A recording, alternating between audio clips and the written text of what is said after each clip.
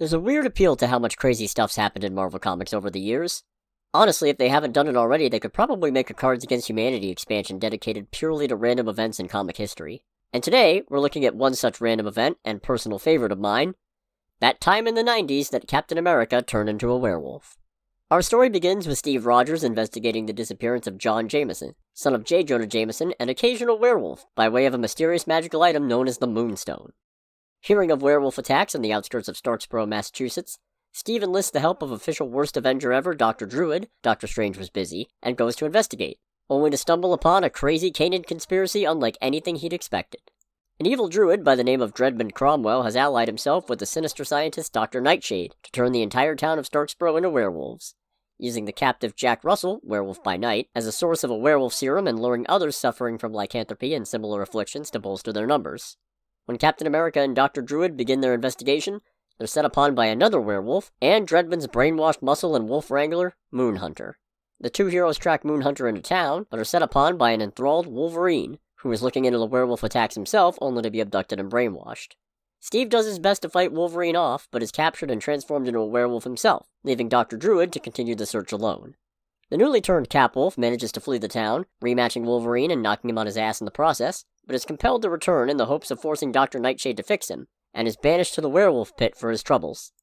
Steve swiftly takes down the former werewolf pack leader and, with a little encouragement from the likewise captive Wolfsbane of X-Factor, establishes himself as top dog. He rallies the other wolves to his cause with a gripping speech about the importance of justice for lycanthropes, and they form a human-werewolf pyramid to escape the pit, only to encounter Nightshade and Moonhunter.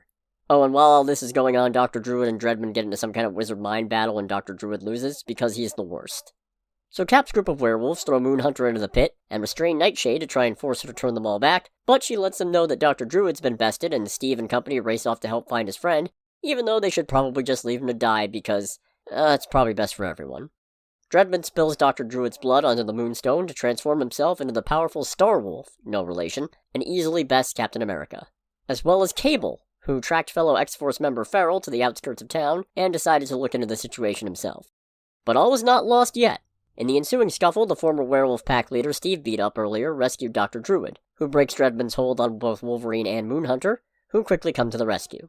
Steve wrenches the Moonstone away from Starwolf, turning him back to human, and Steve and the others are quickly restored to normal as well by a much more complicit Dr. Nightshade, who is exposed to her own serum and turned into a werewolf to force her to help. The werewolf pack leader is revealed to be John Jameson, and it all ends happily ever after.